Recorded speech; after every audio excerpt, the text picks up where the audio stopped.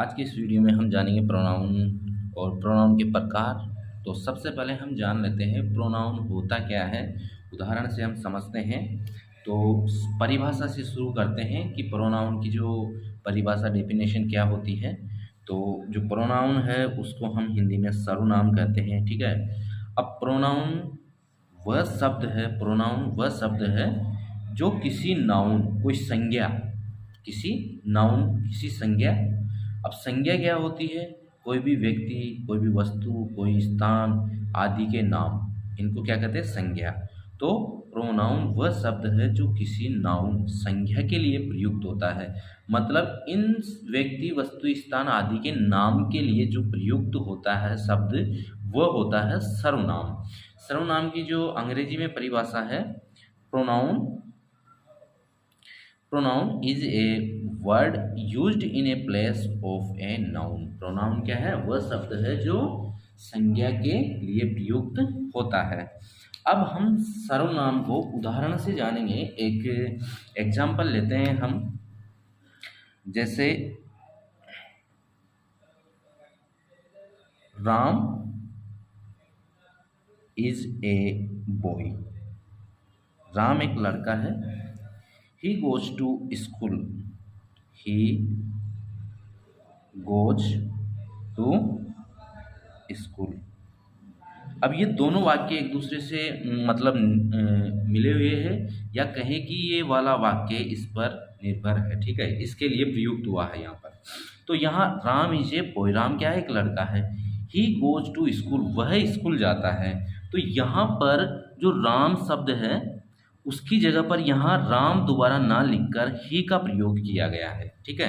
तो राम की जगह किसका प्रयोग किया गया है? ही का प्रयोग किया गया है। तो राम क्या है? कोई व्यक्ति का नाम है, तो ये क्या हो गई? नाउन। ये तो है संज्ञा। और राम की जगह जो शब्द है वह ही, ये हो गया। राम की जगह शब्द जो प्रयोग किया गया है ये प्रोनाउन हो गया। ये हो गया प्रोनाउन, जिसको हम क्या कहते हैं हिंदी में? सर्वनाम। तो ये है नाउन और ये है प्रोनाउन। तो जो इस नाउन की जगह पर दोबारा जो कोई दूसरा शब्द प्रयोग करते हैं वह होता है प्रोनाउन, ठीक है। तो यहाँ पर आपको समझ आया होगा कि नाउन और प्रोनाउन क्या होते हैं। अब उसके बाद में यहाँ जो ही शब्द है, ये किसकी जगह प्रयोग में लिया गया है? राम की जगह प्रयोग में लिया गया। तो ये तो हो गया नाउन और ये हो गया प्रोनाउन, ठीक है।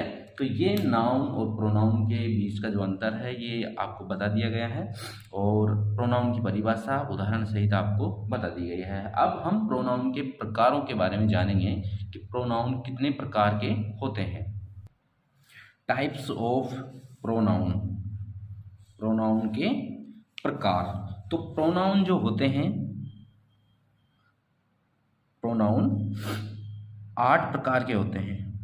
प्रोनाउन 8 प्रकार के होते हैं। 8 प्रकार के सर्वनाम होते हैं, जिन्हें हम हिंदी और अंग्रेजी में उनके नाम के साथ में बताएंगे। पहला प्रकार है पर्सनल प्रोनाउन, व्यक्तिवाचक सर्वनाम, ठीक है।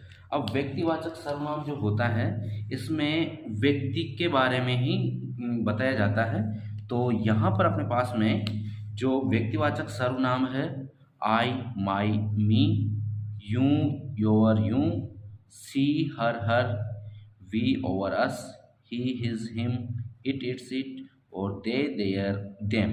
ये जो है व्यक्तिवाचक सर्वनाम है। ये किसी व्यक्ति के बारे में, दो या दो से अधिक व्यक्ति के बारे में बात करते हैं। तो ऐसे जो नाउन होते हैं, प्रोनाउन होते हैं, उन्हें हम पर्सनल प्रोनाउन कहते हैं, व्यक्तिवाचक सर्वनाम। दूसरा प्रोनाउन है रिफ्लेक्सिव प्रोनाउन, जिसे निजवाचक सर्वनाम भी कहते हैं। तो निजवाचक, निज यानी खुद के लिए प्रयुक्त किया गया जो सर्वनाम है वह होता है निजवाचक सर्वनाम। तो इसके उदाहरण आपको हम बता देते हैं कि कौन कौन से जो है निजवाचक सर्वनाम है। जैसे her self, my self, over slaves,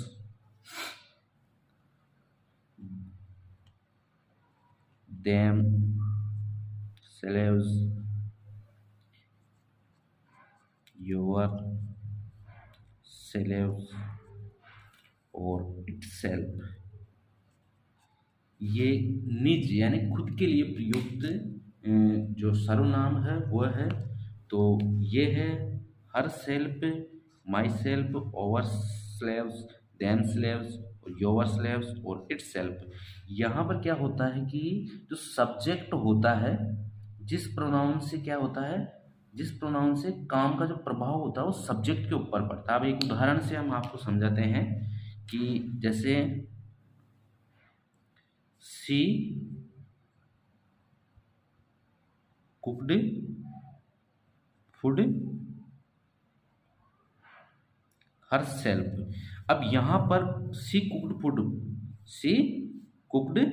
उसने भोजन पकाया, हर सेल्फ खुद के लिए, ठीक है। तो यहाँ पर इसका जो प्रभाव है वो किस पर पड़ रहा है, इस पर, क्योंकि इसने खुद ने स्वयं के लिए भोजन पकाया, तो ये एक दूसरे से जुड़े हुए हैं। तो यहाँ पर खुद के बारे में जो बात की जाती है या फिर सब्जेक्ट पर जो जिस प्रोनाउन का प्रभाव पड़ता है, यहाँ पर सब्जेक्ट भी प्रोनाउन ही है, तो वो होते हैं रिफ्लेक्सिव या निजवाचक सर्वनाम। तीसरा जो सर्वनाम है वह है एम्पैथिक प्रोनाउन, जिसे हम हिंदी में दृढ़तावाचक सर्वनाम कहते हैं। अब यहाँ पर दृढ़तावाचक का मतलब है कि किसी बात को दृढ़तापूर्वक, किसी भी बात को दृढ़तापूर्वक कहा जाए तो वो होता है दृढ़तावाचक सर्वनाम कहा जाता है। इसमें क्या होता है कि जो सब्जेक्ट होता है उस पर जोर देने के लिए इस प्रोनाउन का प्रयोग किया जाता है, दृढ़तावाचक सर्वनाम का प्रयोग किया जाता है। उदाहरण के तौर पे हम एक वाक्य लेते हैं, आई माई सेल्फ कुक्ड फूड। अब यहाँ पर मैंने खुद ने खाना पकाया, मैंने खुद ने खाना पकाया या बनाया। अब यहाँ पर खुद की बात पर या खुद पर जोर दिया जा रहा है, इसलिए सब्जेक्ट के साथ में, यहाँ पर सब्जेक्ट के साथ में जो प्रोनाउन काम में लिया गया है ये है दृढ़तावाचक सर्वनाम। तो खुद कोई बात पर अगर जोर दिया जाता है तो वहाँ पर हम दृढ़तावाचक सर्वनाम प्रयोग में लेते हैं। और ये अलग से कोई सर्वनाम नहीं होते इनके उदाहरण पर। इनमें ये होता है कि किसी सर्वनाम जो है, यहाँ पर आई सर्वनाम है, ठीक है, और यहाँ पर माई सेल्फ भी क्या है, सर्वनाम है, दोनों सर्वनाम साथ में हैं। और इस पर जोर दिया गया है किस बात पर, खाना पकाने की बात पर, कि मैंने खुद ने बनाया, ठीक है, खुद ने पकाया। तो यहाँ पर किसी बात को जोर देने के लिए प्रयोग में किए गए जो सर्वनाम होते हैं वो होते हैं दृढ़तावाचक सर्वनाम। चौथा जो प्रोनाउन है वह है रिलेटिव प्रोनाउन। रिलेटिव प्रोनाउन जिसको हम हिंदी में संबंधवाचक सर्वनाम कहते हैं। अब संबंधवाचक सर्वनाम क्या होता है, इस शब्द से ये जानकारी हमें मिलती है कि किसी न किसी का ये संबंध बताता है। तो संबंध बताने के लिए जो शब्द प्रयोग किया जाएगा वो ही प्रोनाउन रिलेटिव प्रोनाउन या संबंधवाचक सर्वनाम होगा, ठीक है। और जो रिलेटिव प्रोनाउन होते हैं वो दो वाक्यों को जोड़ने का काम भी करते हैं। अब एक उदाहरण से हम समझते हैं इसको। जैसे यहाँ पर है this is the man, this is the man, ये आदमी है। He stole my purse, he stole my purse, he stole my purse, यह आदमी है, उसने मेरा बटुआ चुराया, उसने मेरा बटुआ चुराया, ठीक है। अब यहाँ पर हम क्या करेंगे, इन दोनों वाक्यों को जोड़ेंगे। अब दोनों वाक्यों को जोड़, यहाँ पर अलग अलग है, तो दोनों वाक्यों को जोड़ने के लिए हम यहाँ पर संबंधवाचक सर्वनाम का प्रयोग कर सकते हैं, ठीक है। तो यहाँ से दोनों वाक्यों को इस तरह से जोड़ते हैं, दिस इज द मैन।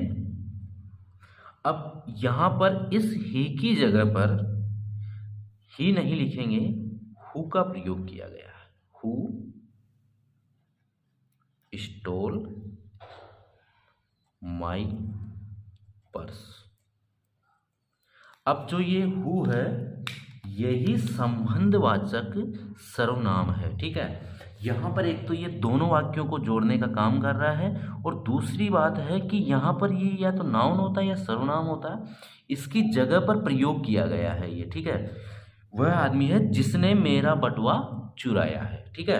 अब यहाँ दोनों वाक्यों का एक ही वाक्य बन चुका है, और उस दोनों वाक्यों को बनाने के लिए जो शब्द प्रयुक्त किया गया है और जिससे इस वाक्य का संबंध भी जुड़ा हुआ है इस वाली बात से, ठीक है। तो इस शब्द से इन दोनों का संबंध जुड़ जाता है, ठीक है। वह आदमी है जिसने मेरा बटुआ चुराया।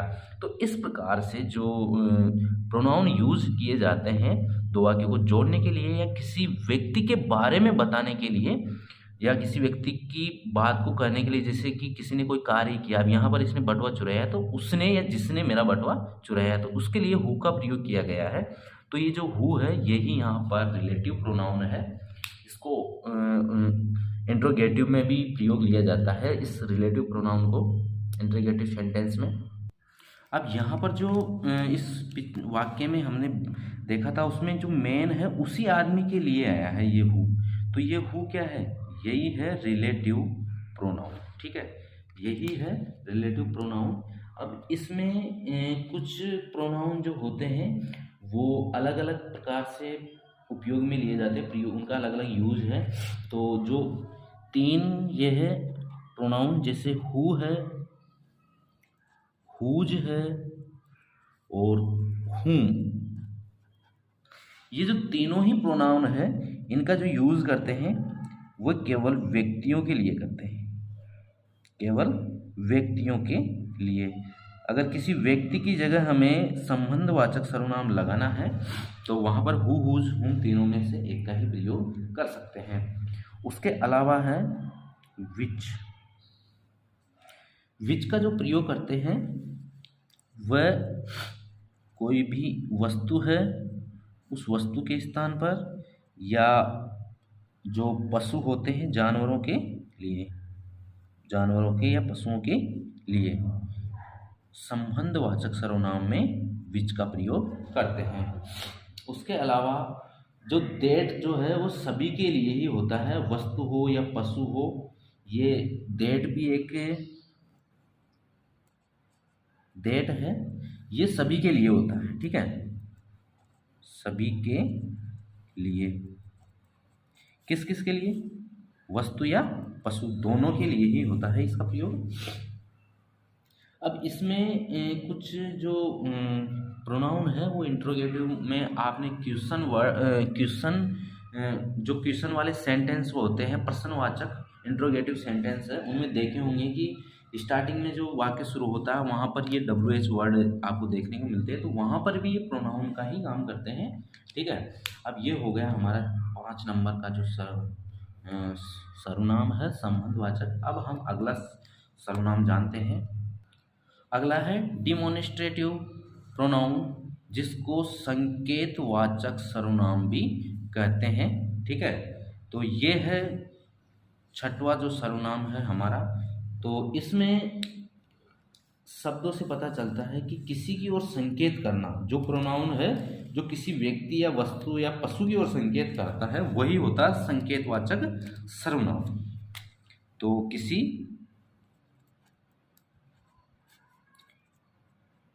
व्यक्ति की, वस्तु या पशु की ओर संकेत, पशु की ओर संकेत करने के लिए प्रयुक्त सर्वनाम वह क्या होता है, संकेतवाचक या डिमोनिस्ट्रेटिव सर्वनाम, ठीक है। अब इससे भी हम कुछ उदाहरणों के साथ में जानेंगे।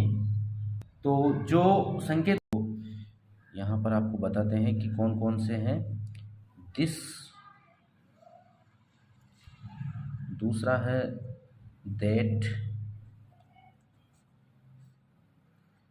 और तीसरा है दीज, और चौथा है दोज, और पांचवा है इट।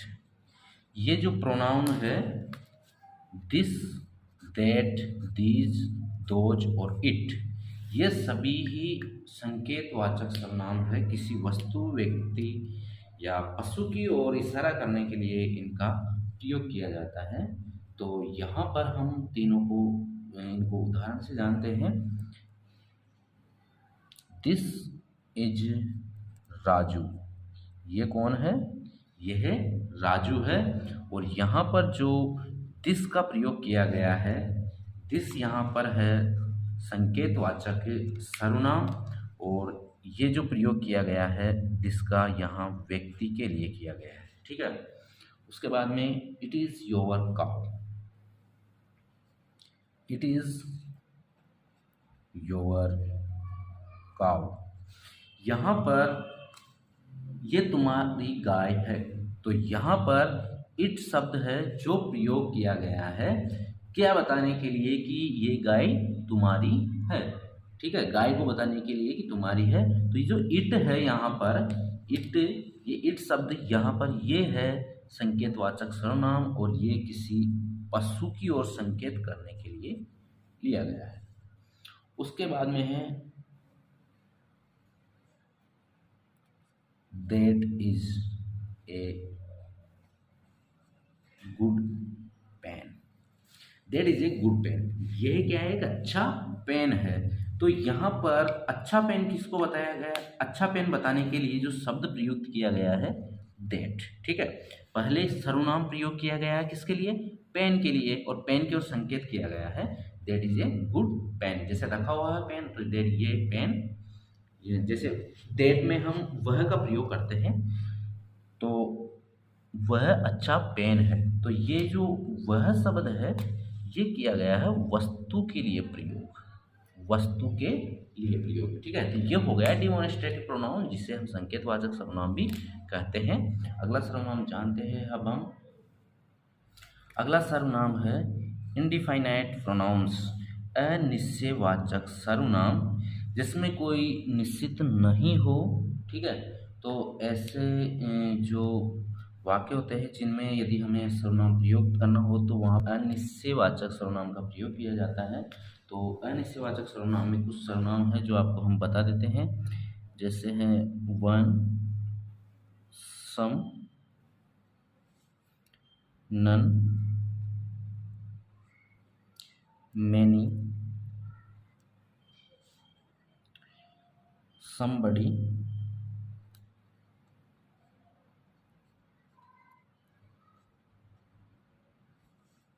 everybody,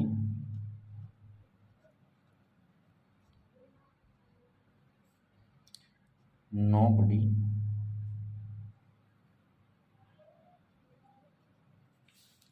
और है anybody।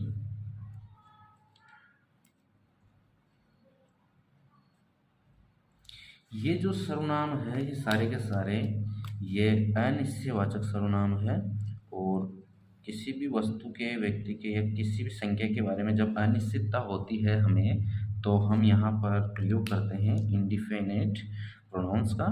इसे हम एक उदाहरण से जानते हैं।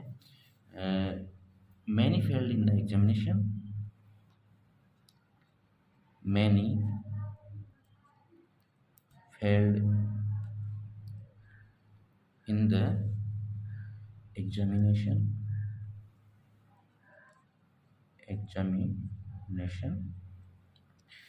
परीक्षा में कई फेल हुए, परीक्षा में कई फेल हुए। अब यहाँ पर, यहाँ जो मैनी शब्द है इसका प्रयोग इसलिए किया गया है कि कितने फेल हुए उनकी संख्या का कोई जानकारी नहीं है, इसलिए अनिश्चितवाचक सर्वनाम का प्रयोग किया गया है अनिश्चितता के भाव में। ठीक है, तो ऐसे जब हमारे को निश्चित संख्या का मालूम नहीं होता है, तो किसी अनिश्चित व्यक्ति हो या वस्तु हो या पशु हो, तो अनिश्चित हो लेकिन वो, ठीक है, तो उनके बारे में हमें जब जानकारी देनी होती है तो वह जानकारी अनिश्चित ही दी जाती है, उसी के बारे में दी जाती है। तो वहाँ पर हम इनडिफाइनाइट प्रोनाउंस का प्रयोग करते हैं। और आखिरी हमारा एक प्रोनाउंस बचा है डिस्ट्रीब्यूटिव प्रोनाउन। अब डिस्ट्रीब्यूटिव जो प्रोनाउन होता है वो होता है विवरणात्मक सर्वनाम, इसको हिंदी में कहा जाता है। अब यहाँ पर ये क्या है कि ये प्रोनाउन वाक्य में जब प्रयुक्त करता है तो ये व्यक्ति और वस्तुओं में से सबको सूचित करता है। ठीक है, व्यक्तियों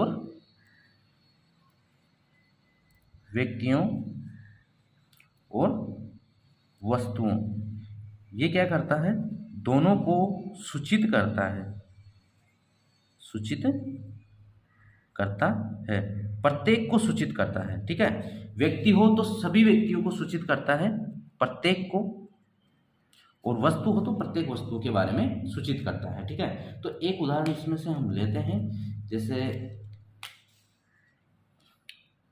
any of these 10 boys can go. Any of these, इनमें से कोई 10 लड़के जा सकते हैं। ठीक है, इनमें से कोई 10 लड़के जा सकते हैं। तो यहाँ पर मान लो वहाँ पर संख्या है 100 की या 20 की संख्या है, तो 20 में से सभी को वहाँ पर क्या किया गया है, सूचित किया गया है। ये दीज है, वो सभी है वहाँ पर, वे या उनमें से, तो उनमें से किसी 10 को जाना है। ठीक है, तो यहाँ पर सभी को सूचित किया जाता है। और उस सूचित करने के लिए जब वो शब्द प्रयोग में लेते हैं तो कोई, जैसे एनी शब्द लिया गया है, तो ये जो एनी शब्द है ये क्या है, एक विवरणात्मक सर्वनाम है। तो आज के इस वीडियो में हमने सर्वनाम और उनके प्रकार को उदाहरण सहित बताया है। वीडियो को लाइक कीजिए, चैनल को सब्सक्राइब कीजिए।